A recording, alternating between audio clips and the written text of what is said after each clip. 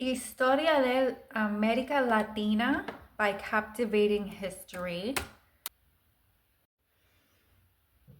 Either I skimmed over it or there's not much about certain Caribbean islands. Overall impression, this book was very broad and I found it difficult to be interested in a lot of it. I skimmed a lot. I took notes of many things that I'd like to look into further. I still really enjoyed it. Sometimes history is way more interesting than fiction. Okay, topics I remember in random order. Pre-colonial, Maya, Aztec, Inca. Colonial, beginning with maybe Cortez. This ancient prophecy. And I'm like, what is that all about? That mean that the Aztec leader was already kind of mentally defeated because he thinks that this is a prophecy coming true? I wonder. Well, plus they weren't really prepared to fight. They were prepared to fight against each other, not European weapons and forces. So Malinche, she was a slave girl who later became a translator for Cortez and has been called a traitor throughout history. I downloaded a book about her. Colonial period, slavery. Interestingly, Haiti was the first to be free from Europe. I didn't know that. And then they helped, I think, Venezuela gain their independence. Freedom in all of Latin America from Europe took many years. Wars, banding together with allies. And like each chapter, they're like, pretty much all the countries are free. And then in the next chapter, pretty much all of the countries are free. And I'm like, well, it says that for like at least 3 chapters. Simon Bolivar. Somebody named Tupac and Tupac 2. The USA and the Treaty of Paris, which granted the US ownership of Cuba, Puerto Rico, the Philippines, Guam, Cuba's subsequent desire for independence from the United States, which I read about in the dispute over Texas and other Mexican USA states, which actually is really interesting and made me laugh, some of it. Lots of internal conflict with many Latin American countries.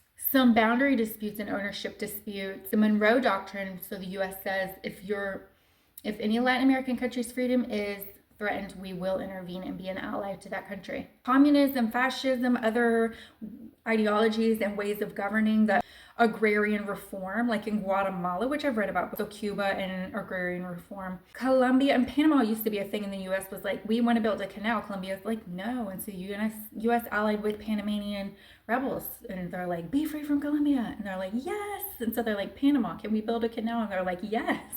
Chile, and they had this super tumultuous leader, Pinochet.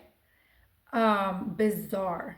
Conflict in Venezuela, which isn't up to date because this book was published in 2022. Las Repúblicas Bananeras, which I downloaded a book on, sort of like also big business exploitation.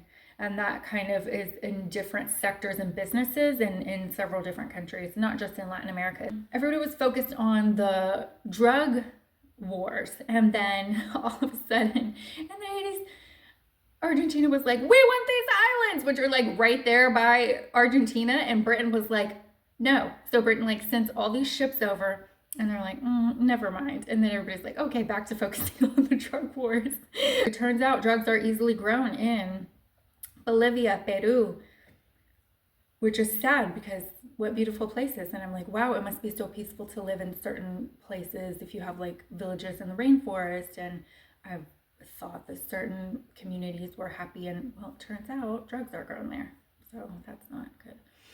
Also, I know cocoa is grown in cocoa is grown in a lot of places around there too, of course. Let's see, Pablo Escobar, of course. Colombia. The First and Second World Wars, and Brazil actually I think was the only Latin American country to be involved in either war, maybe just a little bit, but still it kind of helped the world along with the resources that they have: coffee, rubber, sugar, their involvement and willingness to fight in the wars. Okay, we can recognize you as your own country. Lots of internal conflicts with Mexico, lots of other stuff, ongoing internal conflicts with many other countries. And now this was published in 2022. I'm interested in what's been going on in Venezuela. I'm already interested in Puerto Rico, Cuba, and stuff. So this book really was super broad, and there was a lot probably that I didn't pick up on. With a lot of the different countries that I just skimmed over or read, and like I remember a lot of names, but then I'm like, which country were they associated with? What exactly did they do? Really broad. So I took down notes of a lot of things that I want to download books on. I downloaded a couple of books, and then I took note of several things that maybe someday I'll look into the Vikings. I want to look into that prophecy. Like, who way back before recorded history, they're saying a white person from the East is going to come back, and it's like, well, who are they talking about? Who was here? The Europeans? Was it the Vikings? I'm interested in that, and I'm sure when Cortez got here, he's like, you think I'm part of a prophecy? Yeah, so I can't really say I recommend or don't. I recommend just because it is easy to read, inexpensive history, but this is very broad.